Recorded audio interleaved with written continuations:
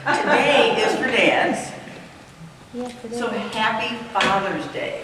Happy Father's Day. Happy Father's Day.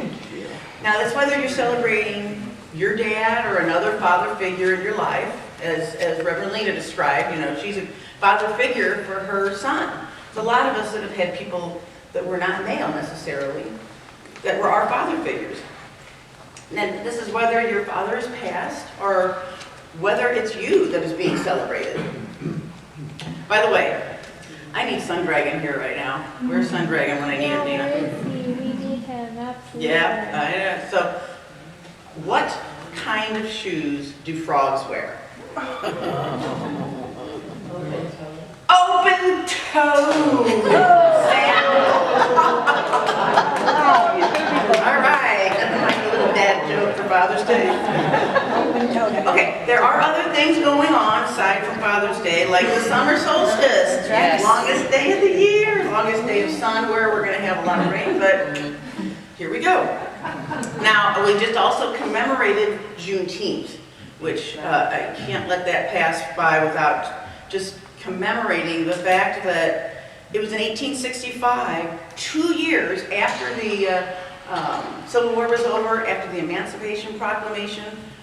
The Union Army the president had to send some of the Union Army into Texas 2 years after the slaves were freed to enforce the Emancipation Proclamation.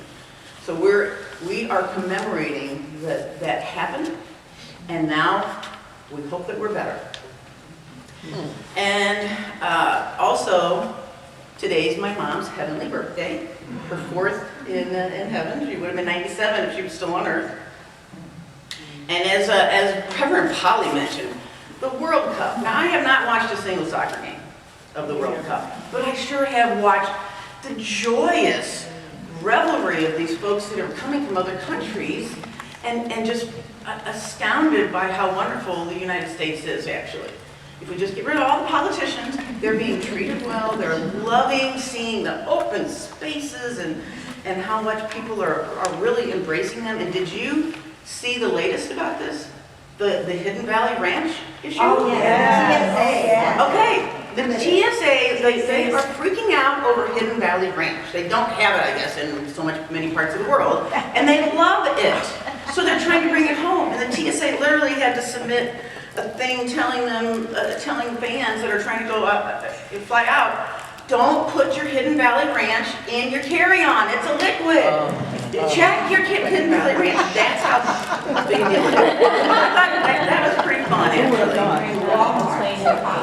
Oh, I mean, there's so many stories, wonderful stories about this, but another one to go along with it that gives me the same sense of joy is the Knicks that won their first NBA championship in over 50 years. Now, again, I haven't watched a single basketball game. I don't follow basketball. But I have watched the joyous celebrations that brought people in New York together from every race, color, creed, socioeconomic group, that just in this joyous moment. And between that and what's happened with these folks that have come from out of town, it's been so much fun. And you can remember that's really what it's all about. We can just ignore the politicians and just focus on that stuff, right? And again, today is for dads. Segueing back, what did the bison say to his son when he left the ranch? Bye, son. Okay. My biological dad passed away over 50 years ago, and he wasn't a jokester, but one thing I remember that he hung on to for some reason, he had a fixation over this commercial we would hear on the radio, the little transistor radio on top of the refrigerator to listen to the Cardinal games every day.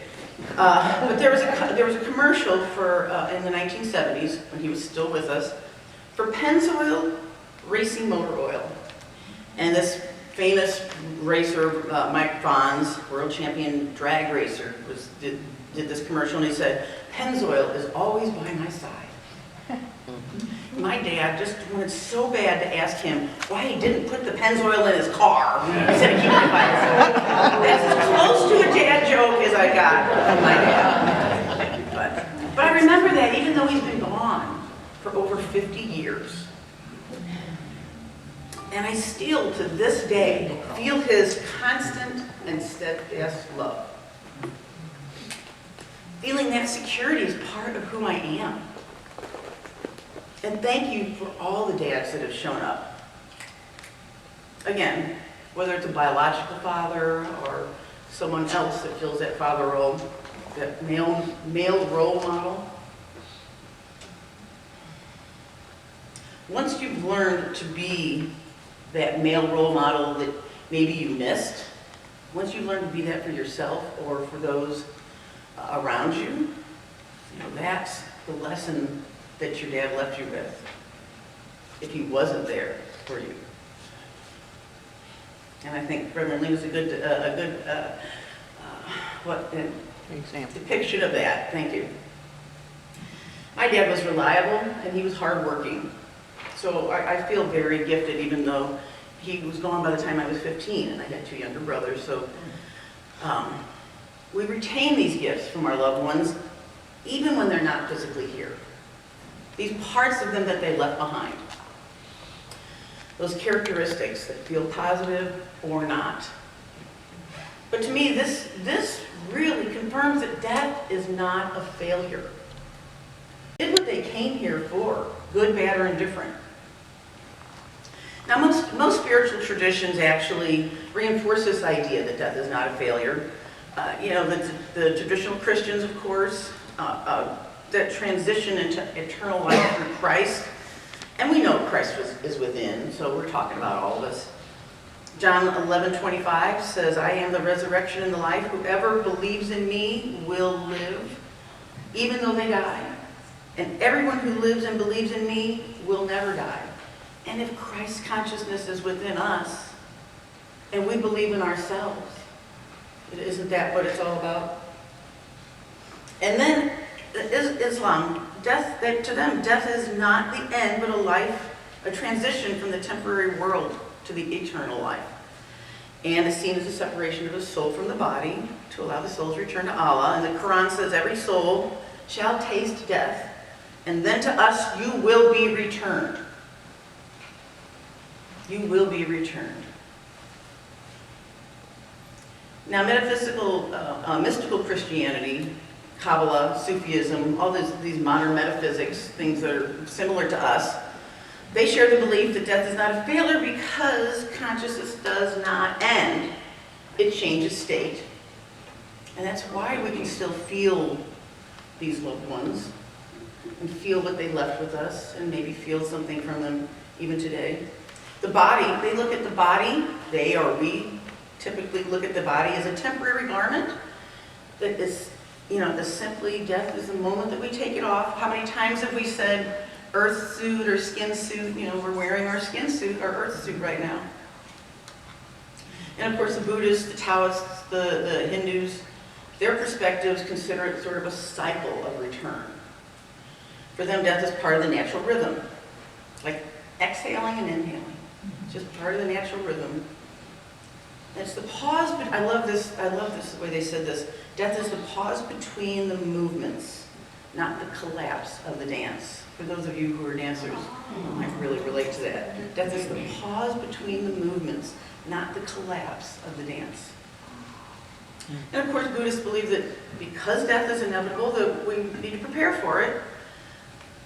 Mindful living, of course, being present and appreciative, ethical conduct, acting with kindness and integrity, compassionate care for those living and the dying, and letting go. Of course, they definitely believe that attachments are the cause of suffering. The more we can detach, the more we can experience that joy that we're talking about, that we're seeing in different scenarios around the world and around the country. But the core Buddhist principle is that, I'm not sure how to pronounce it, I say Anicca. Does anybody know a different pronunciation for Anicca? The key to understanding that release and that letting go of attachments. Now, I'm going to tell you something. This is a little bit weird, but I thought I'd throw it in just because we're all dealing with AI today. So I was talking about this, researching this topic, getting some different quotes, from the different religions about how they look at these things. And anytime you Google something nowadays, it's AI. It's all run by AI. So I get this. I'm going to read verbatim what it says. Death as the teacher of right action for mindfulness and MSC context. I did not ask it for that. Interesting. It knew what I was writing about and talking about. Anyway, it says, this one is especially aligned for your talk. Wow. Wow. Whoa. It says, death clarifies matters. Death strips away illusions. Death teaches urgency, compassion, and presence. In this view, death is not a failure. It's the ultimate mindfulness bell. So if you think about, in mindfulness world, you ring the bell at the end of your meditation. So really, death is just the end of your meditation of this life. It was actually pretty interesting, but it was also a little bit spooky. Yeah. And it said the key idea was death awakens us to life. Now those of us in our last quarter of life, think about it a little bit more than maybe you do earlier on in life. And so we're, working to find that joy and experience that joy, even though we know it's approaching. It's okay. We get to love and appreciate anyway. And of course, Western medicine is finally catching up. We've talked about a lot of the different studies that have come out lately that reinforce the idea that we do go on. Most recent one about New York University researchers studied 2,000 cardiac arrest patients, and they had gone across into clinical death. Basically, they had been decreed dead by the physicians at New York University, very prestigious, high-level medical school. And findings showed in this study that up to 40% of those that came back, where they were able to resuscitate, reported awareness beyond the point of brain shutdown. 10% described profound mystical experiences, and 2% recalled very specific events that was happening to them in their body before they came back to it. Now, this Dr. Parnia that was part of this study, he said that those people that have the deep, profound mystical experiences lose their fear of death completely. They engage in altruism and are more helpful to people. They engage more with family. It completely changes them. It's this fear that we've developed in Western civilization sometimes that really keeps us from living our life fully. He said by reframing their understanding of death, they cultivated a healthier relationship with it and allowed for more profound appreciation of life itself. And those joyous moments when the Knicks win and you're a New Yorker. And now, so how does this relate to Father's Day? Well, for me, since all of my male role models are hip transition, except for John's dad, he's actually up in Bloomington with his dad right now. He's a wonderful man, but I was pretty old by the time I got John's dad. So the others, my stepfather, my biological father, my first father-in-law, all these folks, I still feel like they're with me. I feel comforted and supported by them. I learned what to do and what not to do from them.